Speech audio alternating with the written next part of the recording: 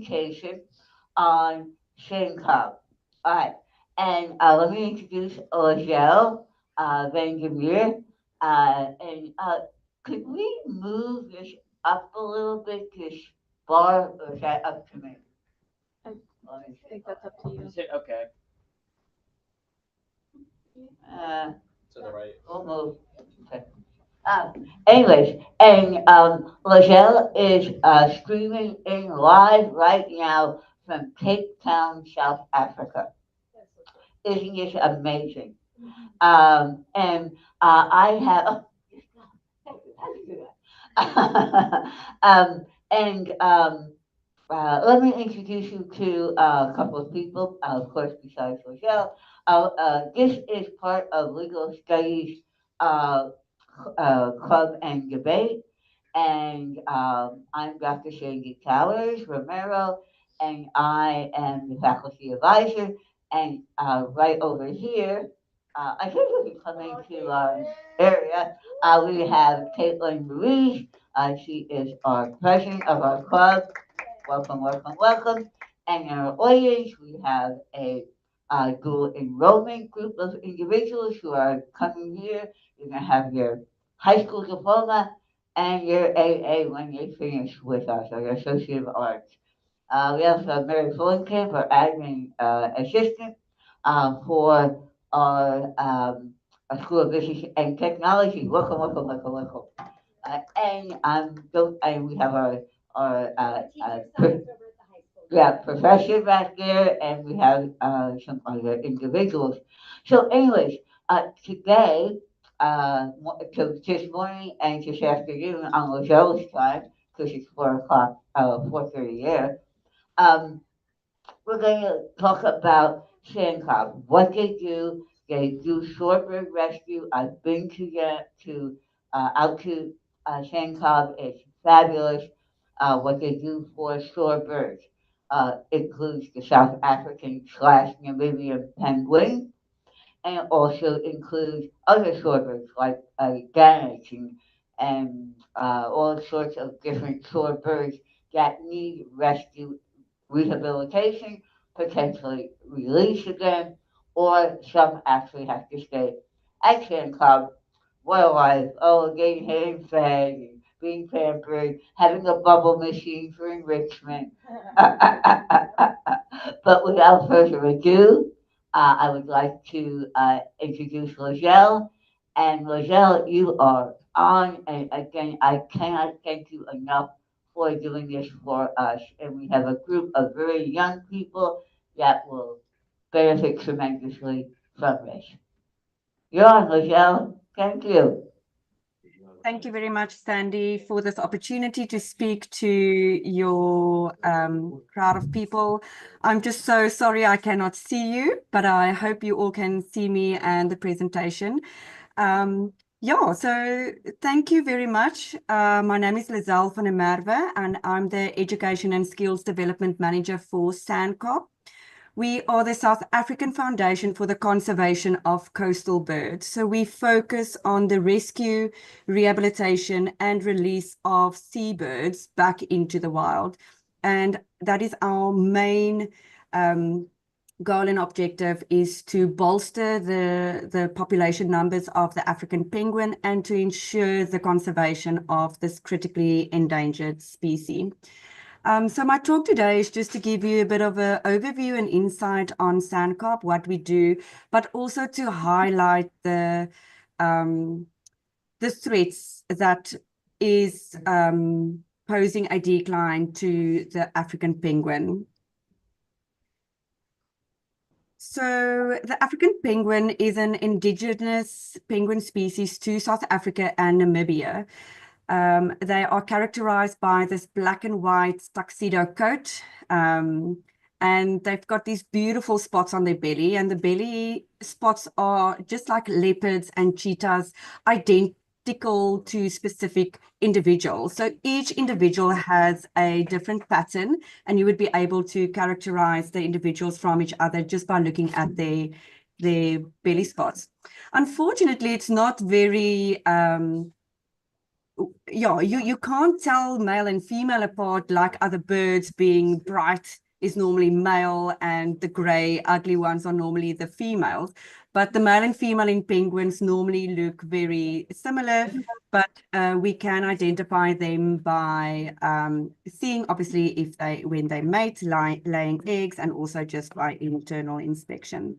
But this lovely species is unfortunately on the brink of extinction. Their numbers have declined in a severe decline, and it is proposed that this species can go extinct by 2035 if we don't do anything to support the species. And unfortunately, this is the first penguin species in the world to be listed to critically endangered. There is 18 species in the world, and the African penguin being the first. So on this slide, the top picture, you can see actually how a colony used to look many, many years ago. There was mass numbers of African penguins. And unfortunately, at this point in time, we don't have these numbers in our colonies.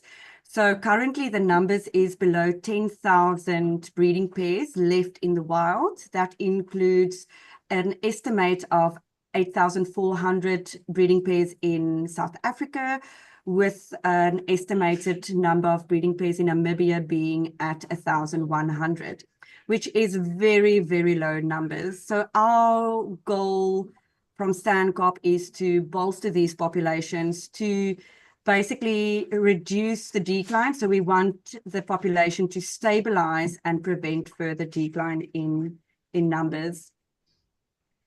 So this is in this presentation or this slide, you can see the decline since 2005. There was more than 40,000 breeding pairs.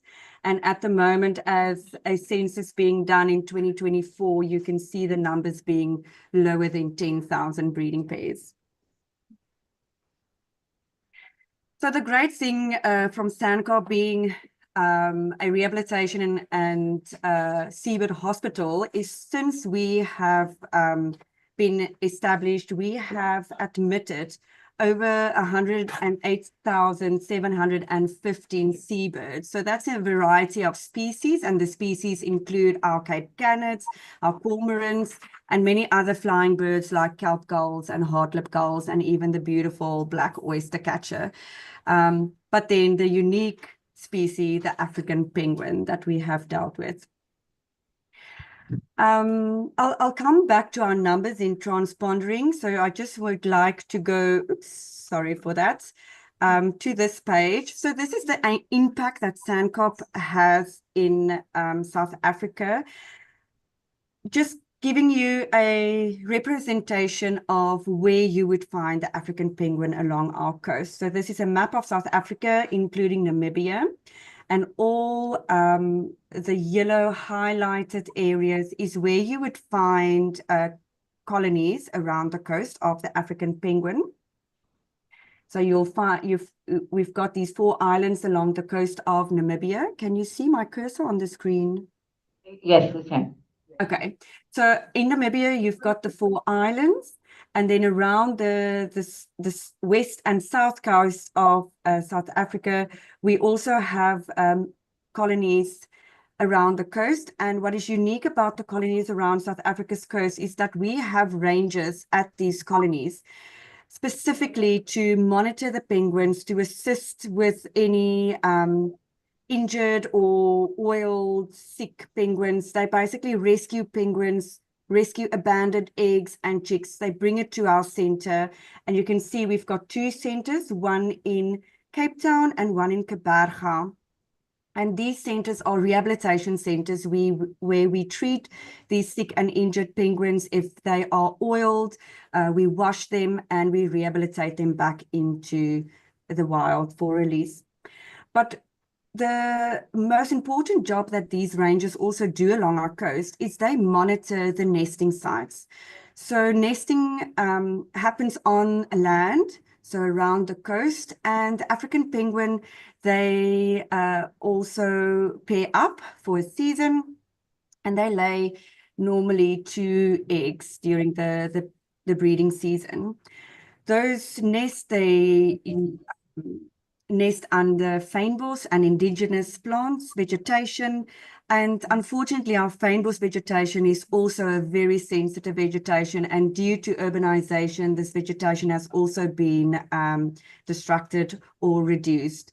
So our rangers around the coast, they monitor these nesting sites and also see whether the parents are returning to the nest. And once they note that maybe the parents are not returning, they would go and collect the eggs or even the chicks if they were hatched already, and they bring it back to our center. And we are the first organization in the world that actually incubates the seabird or these African penguin eggs. We incubate them and the chicks hatch, and we basically rear the chicks back to nature. And we've got a chick rearing unit on site in Cape Town where we've got these egg incubators, and we monitor these eggs. Once the chicks hatch, they go through our rehabilitation process, and we have successfully released fledglings back into the wild. So just to put that in perspective, we have last year, 1 January to 31 December, admitted 365 African penguin eggs, which we have released over the period of SANCCOB being established, 9,416 fledglings back to the wild. So that is a definite success story. And even though the numbers are declining, it does help us towards stabilizing the decline of the African penguin population.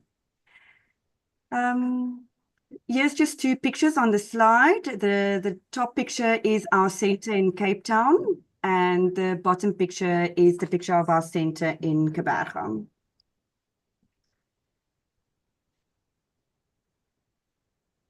All right, so just to highlight the threats of the African penguin, I mean, there's many seabird species. There's more than 328 seabird species across the world globally. But for the African penguin around our coast, the biggest threat is food shortage. Food shortage due to climate change, change in temperatures of water, also the movement of fish in our oceans, and also the, how can I say, the marine ecosystems that have also changed over the course of years have reduced the food for the African penguin. So this means the African penguin need to travel further areas from the coast to hunt. That requires a lot of energy, and most of the birds that are admitted to SANCCOB is due to emaciation. Emaciation is low weight, weak penguins. And then our goal is to increase that weight, feed them, get them healthy, and release them back into the wild. But food shortage is not the only threat. We do also have habitat destruction. I've mentioned as urbanization continues, it grows bigger and bigger, meaning nesting areas become smaller and smaller. Vegetation that was naturally nesting grounds, bushes where they used to make their nest, that is being reduced or just destroyed. Other threats include pollution. You all know the plastic pollution issue in the world, but that's also around our coast in South Africa. But pollution also links to oil spills. Oil spills caused by ship-to-ship bunkering. That is when they transfer fuel from the one vessel to the other. And a lot of times during this area situations, oil gets spilled in the water. The birds, unfortunately, swim through those areas of oil, and it affects their buoyancy. It just affects their natural ability to swim, to breed, and to function naturally. So pollution is a big threat to the African penguins. I've mentioned climate change. Climate change caused due to the increase in temperatures.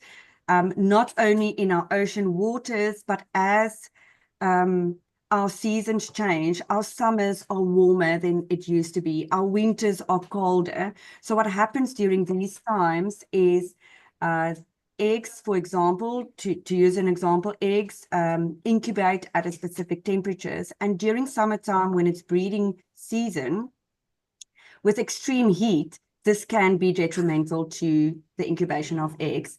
Too high of a temperature, causing the nest to be too high.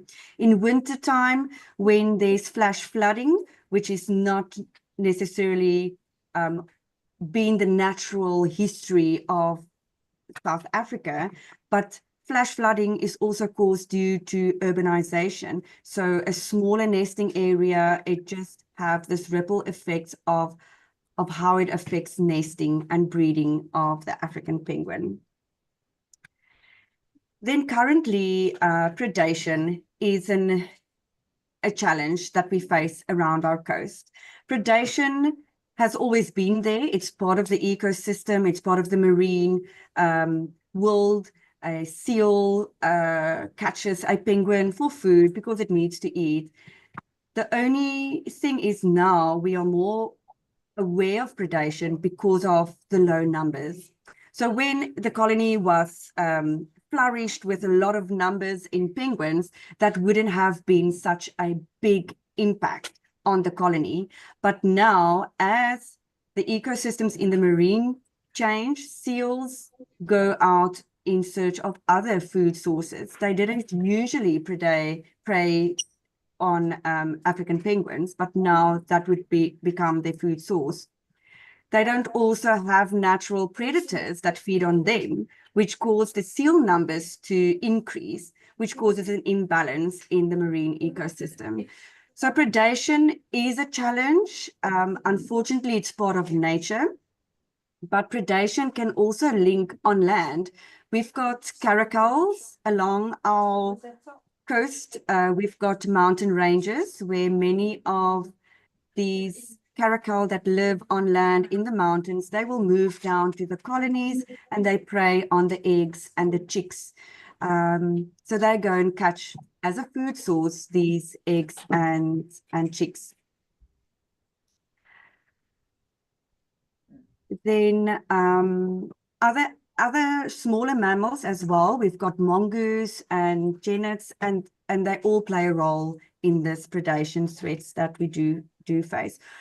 But predation is not, it's not an issue. It's not something that we need to fight. It's just something that we need to monitor. And we currently do a lot of research on predation because we need to protect the African penguin, and we're trying to bolster those communities. Then a big threat to birds, of course, is avian influenza.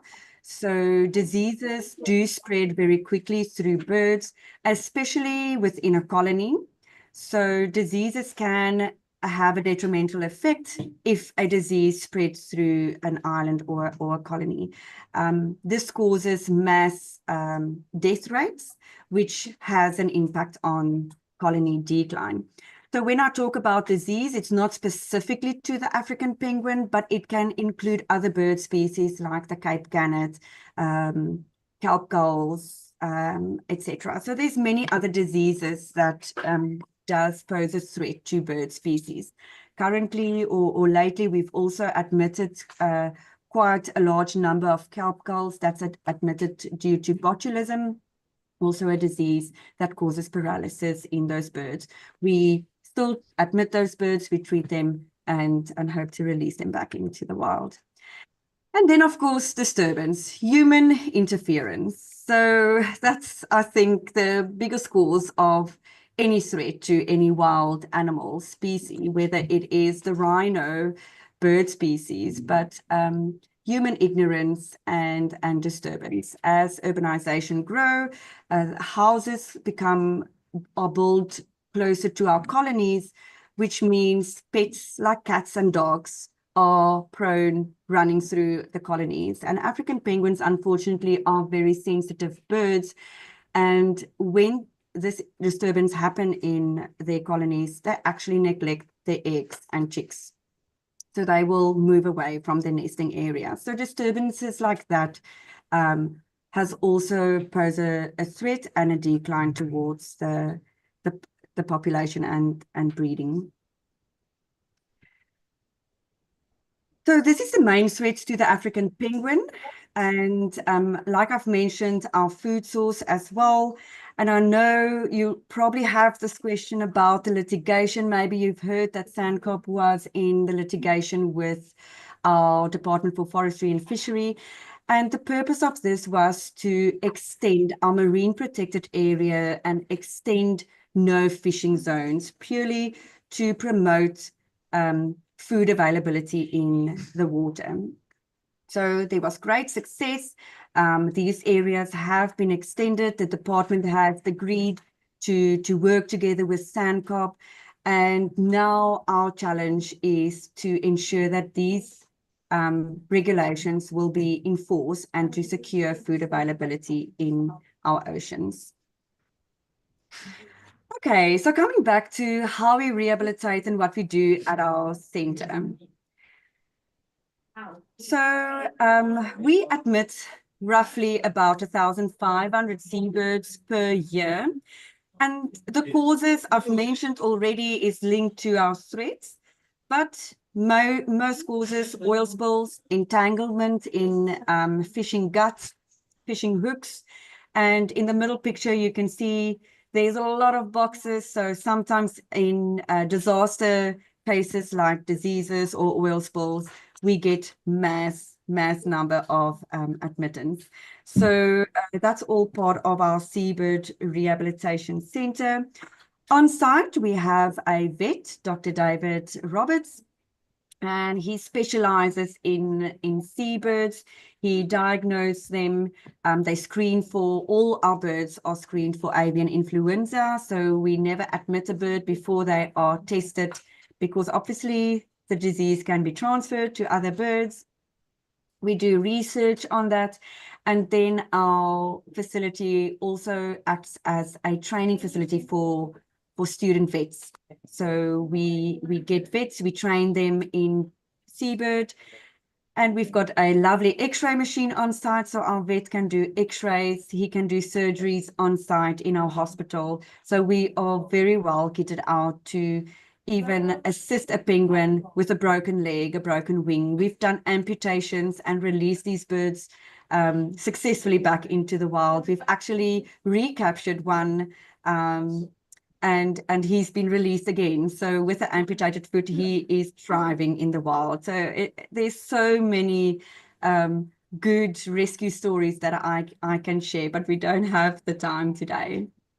Yeah, so our vet does work with our research department, and yeah, he fixes them up and obviously does checks, and he works out a rehabilitation program for each individual bird. So it depends on for what reason the bird is admitted. Just like we would go to a hospital, they would treat the birds exactly the same. So all birds in our center actually gets VIP treatment. Birds come first, and then our staff and volunteers, we come second.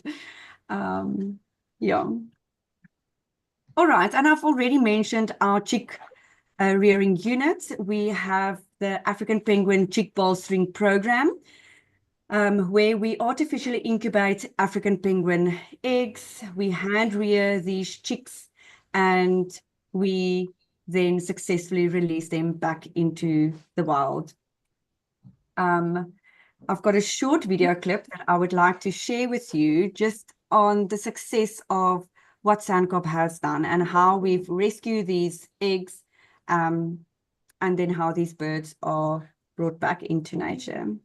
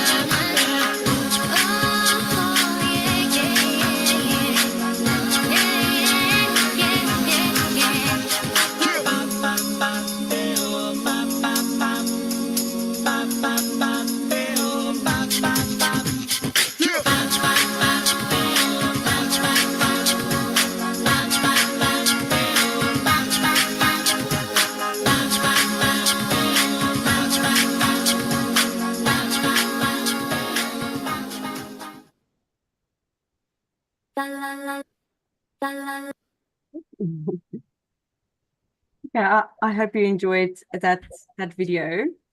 Adorable.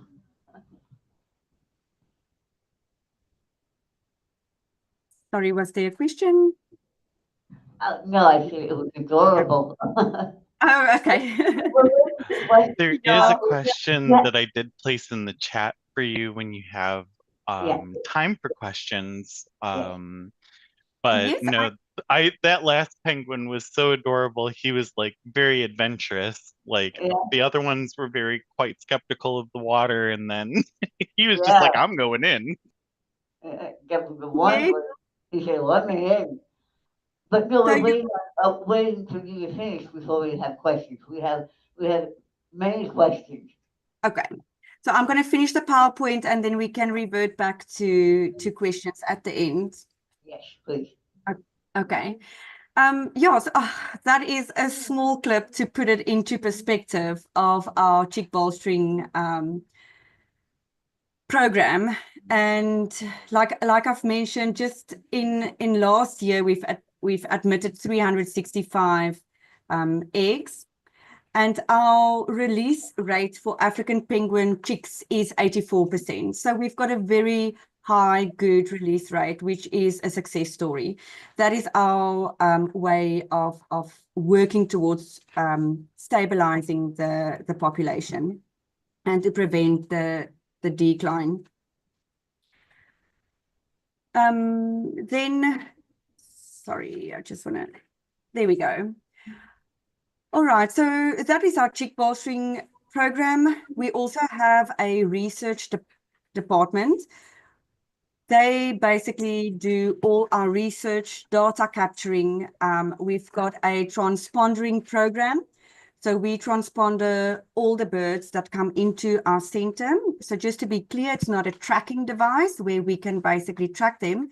It's a transponder, the same that you would put into your pets, which when you scan, it registers the number, and at the various colonies around our coast, we've got these weight plates and transpondering scanning devices. So it's normally placed in the popular walkway of the penguin. So once a penguin would move over this plate, it will weigh it, and it would also register the transponder. And we've got a data capturing program where this data is then captured. So it gives us an idea of how the species is doing, and weight is always a good indicator. We can then see, is the species losing weight, or is the individual obviously gaining weight? And that is a good indicator to see whether they are emaciated or whether they're doing good, or we need to intervene. So many times we don't always, not all the penguins move over these. So there might be years where we don't register a specific penguin that's been transponded, but there is many cases where it registers the same number. And then it gives us a good indication of that specific penguin, whether he's picking up or losing weight. This is also placed at the colonies where we've got rangers. So our rangers would also monitor, and once they note there's a specific penguin that is losing weight, they would intervene.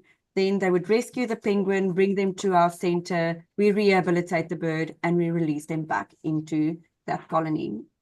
So as to date, the number of seabirds that we have transponded is more than 16,000 African penguins.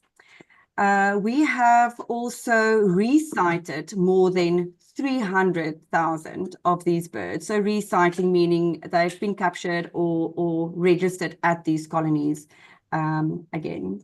So that's all part of our research department. This helps them to also write publications and to motivate why we need to intervene with specific conservation legislations, or maybe conservation management skills and objectives to save this specific species. In the slide, this is Dr. Kata, and the project that they were working on was actually tracking a specific penguin, and the map that is on the slide actually shows you of the movement of that specific penguin, showing us where the hunting ground of the penguin is. Also, it shows you that they don't go long or far distances away from the coast. So they do forage around our coastline, and that is why it's important for us, obviously, to protect the food availability and the food species that they live on around our coast. So I've mentioned our ranges and our map indicating of where we've got ranges around our coast. Currently, we have 10 SANCCOB ranges around our coast that monitors these colony, and they also work with our research department to protect these species. We are also a preparedness and response organization, so responding to oiled wildlife. Our manager, Monica Stassen, she's also on the platforms for international oil spills, and we can respond to these oil spills 24/7. We are on standby, we've got go bags, and yeah, we are ready for anything that comes to us. Yes, and obviously we work with other organizations towards preventing oil spills. So we are also working towards not only responding, but to reduce the amount of population and oil spills that do happen around the coast. And then, yes, a lot of our work is advocacy. So advocacy around the food availability of species. So specifically sardines and anchovies, that is the food source of the African penguin. And this is what we are trying to protect. It's so important to protect the food source in order for the African penguin to survive. And then we also advocate towards other threats. The increased vessel traffic in some of our bays, it creates noise pollution, which affects the foraging and natural behavior of the African penguin in these areas. And then I've mentioned other population, the oil spills, plastic. And then we also look at blue economy initiatives, awareness campaigns, just to create awareness about the African penguin. We work with schools, we work with corporate organization, and we develop educational programs specifically to create that awareness about the African penguin. Yes, we focus on the African penguin, but I do want to remind you that it's all seabird species that we work towards protecting. The African penguin is the first to be critically endangered of the penguins, but other species that we do admit is the endangered Cape Canads, Cape Cormorant, so they are also an important species for us to conserve.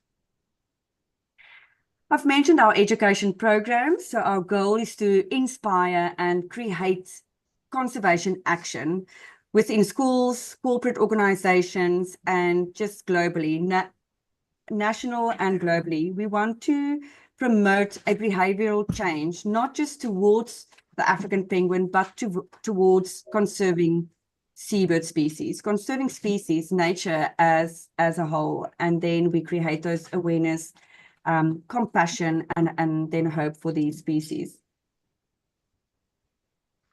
I have talked about numbers, so I'm just going to skip through that slide.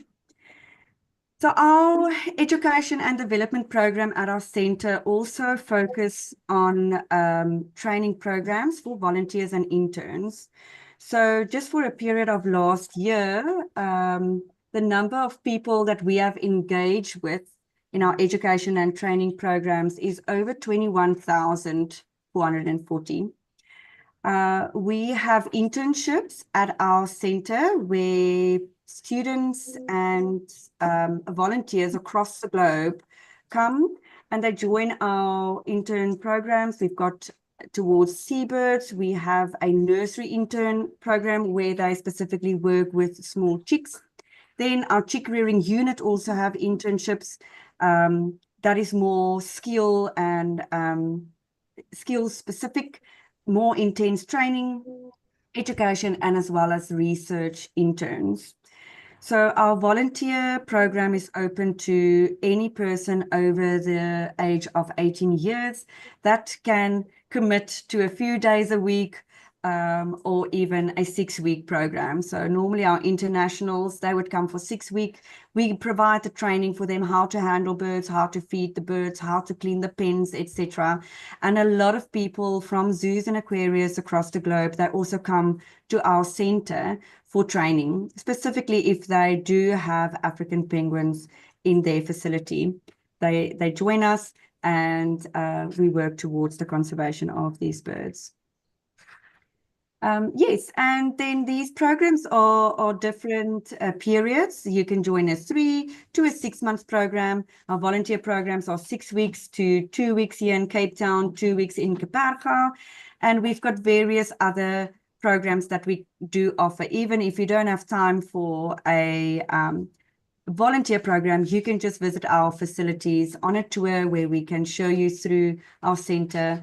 And yeah, there's different types of tours that we also have. And then ways that people can get involved, obviously through donations. We are a non-profitable organization that purely functions on support from our donors and public. Our penguins are up for adoptions. So if you want to make a change in any one of our penguins, feel free to adopt a penguin. You can visit our website. We've got different adoptions that you can do. Our home pen adoptions is 1,000 Rand. These guys in home pen, they are our permanent residents. So unfortunately, they cannot be released back into the wild because they've got some sort of disability, maybe one eye or one flipper, which causes them not to be able to hunt naturally in the wild. Some has also become tame, and we cannot release tame birds back into the wild because they would just go back to people they are used to being fed.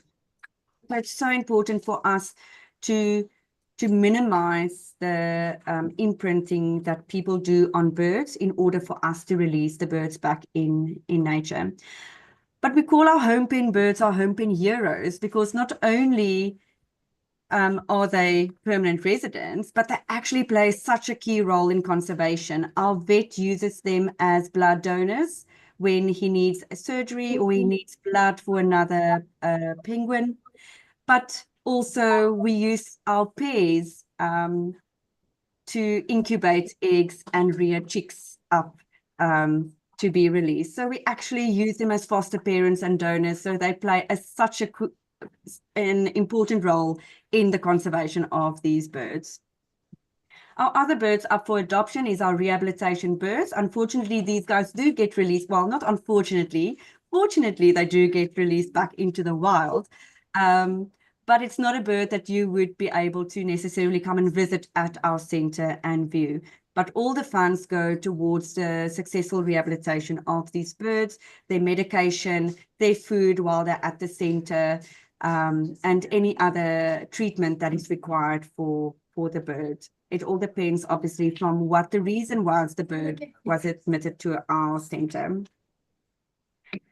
Other ways is just through our social media platforms. Sometimes we do put out a call for volunteers or interns because we just have a lot of birds that we need to treat. But yeah, just simple donations, like even donating washing powder. A lot of people come and they donate washing powder because we've got a laundry on site. We wash towels, steeps and steeps of piles every day just to ensure the hygiene and cleanliness in our center. So there's small bits and pieces where you can also get involved. Even from you across the border, you can't come and volunteer, but you can get involved in a different way. You can share our online social media posts to assist us in creating that awareness towards the African penguin. Simple things like that do help us to promote the species and to conserve the African penguin. Yes, and I would leave that at that. Thank you very much for this opportunity to tell you.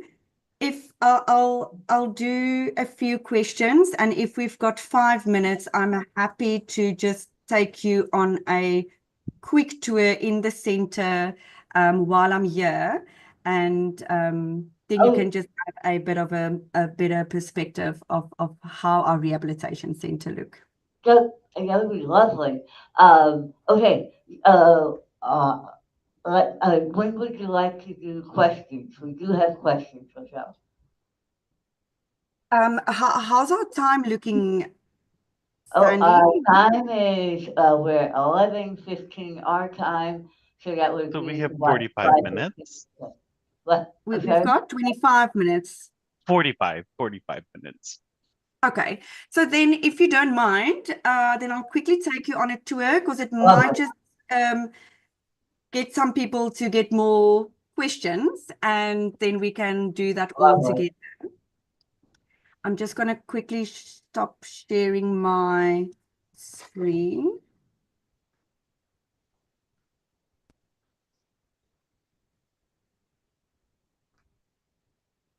All right, can you all see me? I just need to... So I'm taking you on a walk quickly with me. We're going. You are going. All right. So my office is in our visitor center, which is in the front of our center. Obviously, we host these tours for our visitors and to raise funds. So I need to put off my blur, but you can actually see the center. There we go. All right.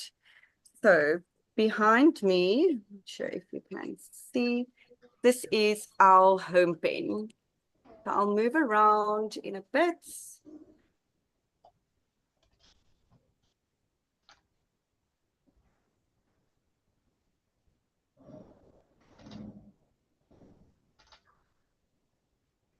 Right.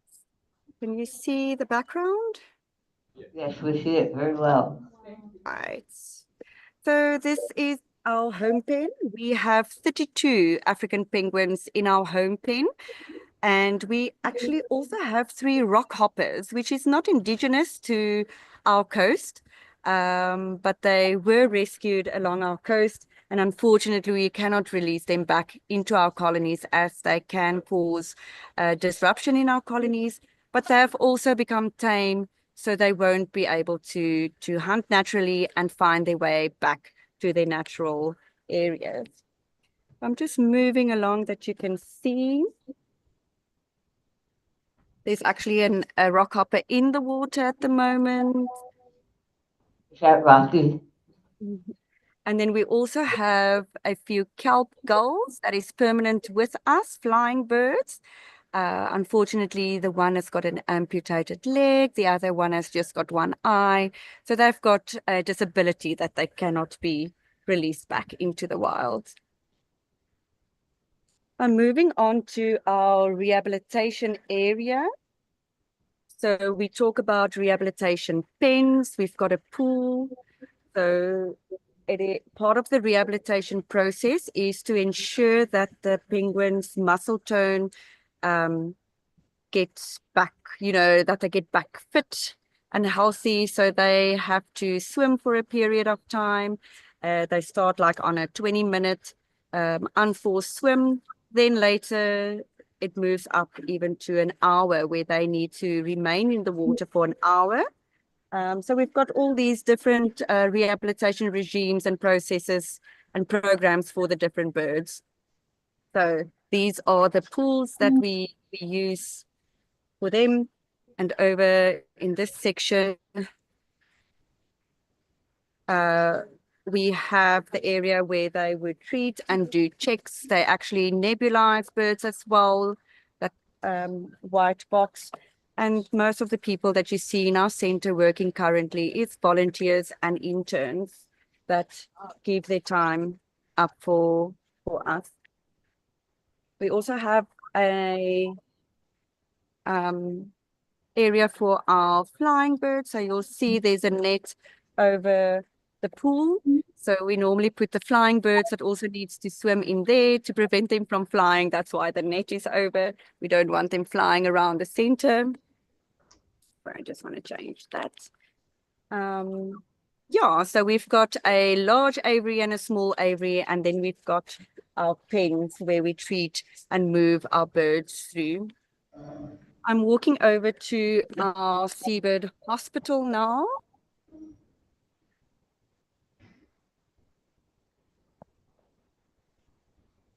I'm not sure if you will see that. Right.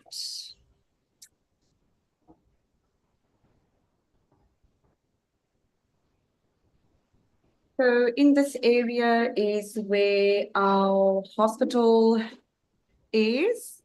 Unfortunately, they are busy with procedures, so I'm not going to go in there, but this is where we admit all the birds that are there in the back. And all the birds that come through our center, they go through our hospital. A rehabilitation process is worked out for them. They do blood smears here. They check for diseases. And this is also at the back where our vet will do his x-rays. And then we've got the surgical theaters in the back as well. We also have 2 ICU units, obviously for the birds that need more care and intensive care. And yeah, they get fluids and special medication. Moving along, we get to our food prep area. So this is the heart of our center. This is where all the food preparation happens. They cut the fish into smaller sections. They mix the medication and make sure that every bird gets the amount of food that's required and the medication that goes with it. So we are at the end of the day. So they are busy cleaning and packing and sorting. I can just show you a small fish. Not sure if you can see. So she's just doing the last bits of food prep. And this is the fishy smelling area where you don't want to get caught. But yeah, these guys do a great work, and our center won't be running without our food prep and medications and things that these volunteer and interns do. So we do, applaud the guys that help us in the center. And that's just a quick quiz of our center. There's so much more I can tell you and show you, but maybe we can take some time for questions and I can answer That would your be questions. lovely. Fabulous. Do you want to get back to your office area for questions, or you want it out on the road? How would you like to start? Let me say a couple of things, please. First of all, SANCCOB has uh, footprint in the United States as well. They work with Georgia Aquarium. They work with Jacksonville Zoo up in Jacksonville in our state of Florida here. By the way, we're Florida Southwestern State College, this is coming from. And and they also work with Cheyenne Mountain Zoo, which is in Colorado Springs. I have been there because I have in-law relatives up in over in Colorado Springs, and I've been to Cheyenne Mountain Zoo. I also want to mention there are a couple of colonies of South African penguins in Hawaii. They're at the Hyatt Regency, believe it or not, on Maui, and they're also at the Hilton Hawaiian Village on the island of Oahu in Honolulu. So, and they're there, they have a great time. South African penguin is very resistant to a little warmer temperature to a certain extent. So, the SANCCOB does have footprints here. And actually, how I first got introduced to SANCCOB was on the show Aquarium, and it was the season 1, episode 1, and so the Georgia Aquarium coming back to Cape Town to SANCCOB to release some South African penguins that they had rehabilitated. So just an amazing place, an amazing job that you do, Lachelle and SANCCOB. And I also wanted to mention the donations range. For those of you who are unfamiliar, and I think right now we're at 18 rand per dollar, something in that range. Is that close? Okay. So I did what? a quick check of the currency conversion, and Lovely. one I South knew you African would. rand is 5 cents. 5 cents. So when you're looking at 600 rand, you're looking at $30, everyone. So, just a little input that, like, oh my goodness, I never get to that. But Caitlin, the president of our club, and I were just talking. We're going to adopt SANCCOB as our charity. I just wanted to say that. Now, we do have questions. We have questions from our live stream audience, and do we have questions uh, from our live audience here? Questions? Susan, Megan? Okay, I'll hand this over then to Caitlin, our president. She's been watching our chat, and Caitlin, you're on. Okay, so I have a few questions from the chat, and let me see if I can find it. One of the questions are, what are the greatest challenges faced by the African penguins with climate change? That's a very good question. So the biggest challenge is food shortage. Food shortage is linked to the change in climate. It's linked to the change in temperature in our ocean and the movement of those species within our waters around our coast. So food shortage is also the biggest challenge for the African penguin. Most of the birds that we admit is emaciated, and that is due to them not finding enough food. I hope that answers your question. Yes, and then another question I have is from the chat is, what is your favorite part in working with the seabirds in SANCCOB, and how is the work growing in it? My favorite part of working for SANCCOB is working with the people and how we can make a change in people's lives towards conservation, and also seeing the impact that we have created and the action that people has taken from that for the conservation of these birds. So as an education manager, that is where my passion lies, is working with people, but it definitely assists with the conservation of these species. And we are growing through our collaborations with stakeholders, and our reach is also growing through that positive change, behavioral change that we are trying to adapt.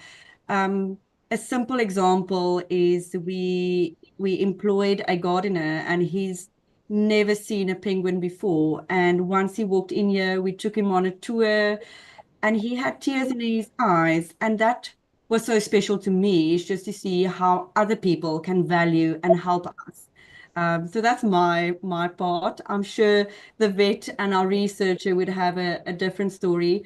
But linking on that, I think the greatest pleasure as well is to see these birds being released, to be there witnessing that box tipping and that penguin running out of that box into the water. I think everyone in our organization and our supporters is just in awe when that happened, because even if it's one penguin, that is a success to us. Thank you.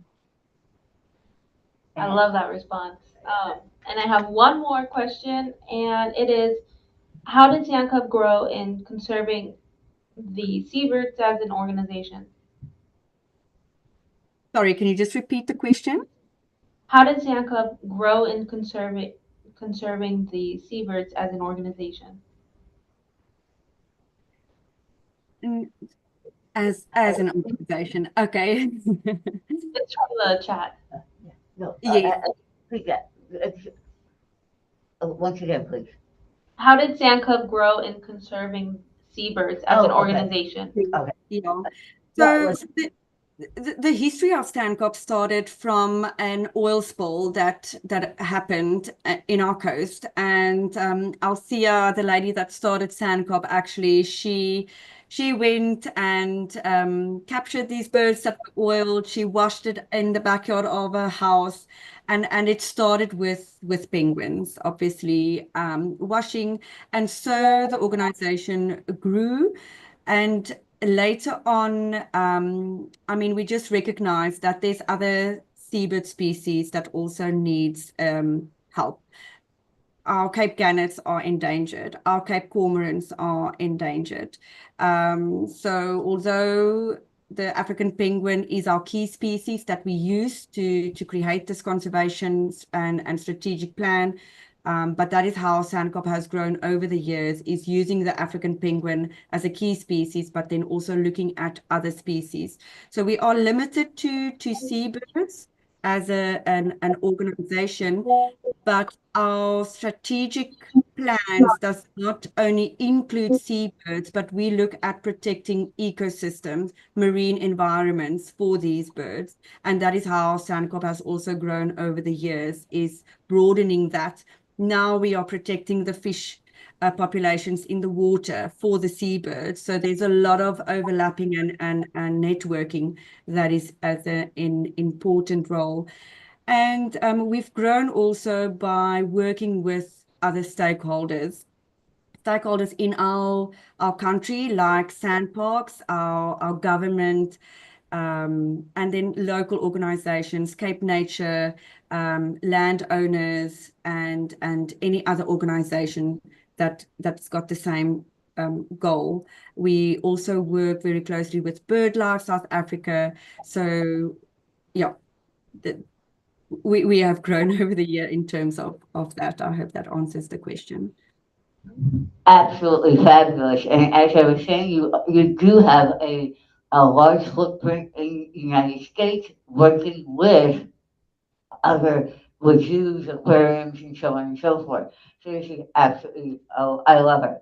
And I have to say, I will be back at SANCCOB in about 5 weeks because I will be at SANCCOB working with them on a project that we have on revising a book to make it for South African penguins.